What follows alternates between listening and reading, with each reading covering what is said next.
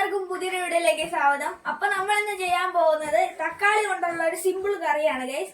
അപ്പൊ നമുക്ക് എങ്ങനെയാ കറി വെക്കുന്നതെന്ന് നോക്കാം. നിങ്ങൾ ഇത് ഉണ്ടാക്കിയിട്ടുണ്ടാകുമോ എന്ന് ഞങ്ങൾക്ക് അറിയത്തില്ല. ഞങ്ങൾ എങ്ങനെയാ വെക്കുന്നതെന്നൊന്ന് കാണിച്ചു തരാം ഗൈസ്. തക്കാളി കറി. തക്കാളി ഒരു 2 തക്കാളി നമ്മൾ അരിഞ്ഞെടുത്തിട്ടുണ്ട്. അതുപോലെ തന്നെ ഒരു 10ഓളം ചെറിയുള്ളി എടുത്തിട്ടുണ്ട്.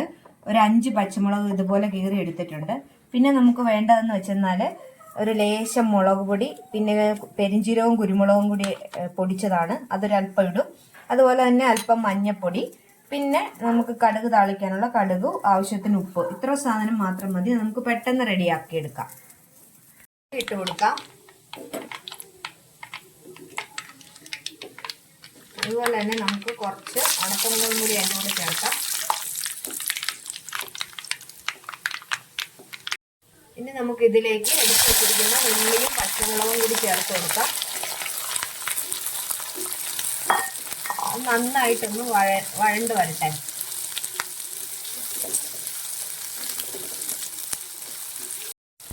നമുക്കിതിലേക്ക് അല്പം മഞ്ഞൾപ്പൊടി ചേർത്ത് കൊടുക്കാം. കുറച്ച് ഉപ്പും കൂടി ഇട്ട് കൊടുക്കുവാണ്. എന്നിട്ട് ഇത് നന്നായിട്ട് ഒന്ന് വഴറ്റിയെടുക്കുക. ഇനി നമുക്ക് കുറച്ച് മുളക് പൊടി ചേർത്ത് കൊടുക്കാം. നന്നായിട്ട് ഇളക്കി യോജിപ്പിക്കുക. ഇതിനിവിടെ തക്കാളി വഴറ്റുക എന്നും പറയും, അതുപോലെ തന്നെ തക്കാളി മെഴുക്കുവരട്ടി എന്നും പറയും. തക്കാളി നമ്മൾ ഏറ്റവും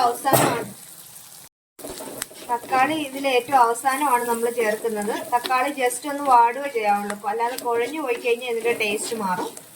തക്കാളി ഒന്ന് ജസ്റ്റ് ഒന്ന് വാടി വരുന്ന പരുവത്തിൽ എടുക്കണം.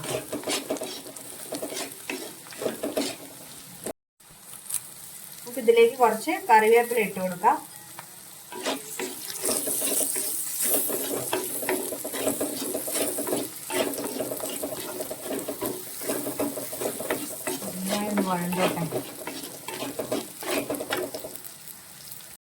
ഇനി നമുക്ക് ഇതിലേക്ക് തക്കാളി അരിഞ്ഞു വെച്ചത് ചേർത്ത് കൊടുക്കാം.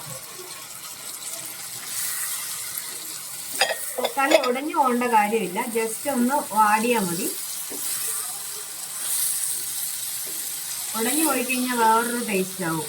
തക്കാളി ഉടച്ച് തേങ്ങാപ്പാലും എല്ലാം ചേർത്ത് വേറൊരു രീതിയിൽ വെക്കാറുണ്ട്. ഇത് ഇങ്ങനെ ചെയ്യുന്നത് നല്ല സ്വാദാണ്. ചോറിനെല്ലാം കൂട്ടി കഴിക്കാൻ ഭയങ്കര സ്വാദാണ്. ഇതുപോലെ എടുത്തെന്നാൽ നമുക്ക് പെട്ടെന്ന് വീട്ടിൽ റെഡിയാക്കി എടുക്കാൻ പറ്റും. ഇനി നമുക്ക് ഇതിലേക്ക് ഒരല്പം നമ്മൾ എടുത്തു വെച്ചിരിക്കുന്ന പെരിഞ്ചീരകവും കുരുമുളകും കൂടി പൊടിച്ചതും കൂടി ചേർത്ത് കൊടുക്കാം.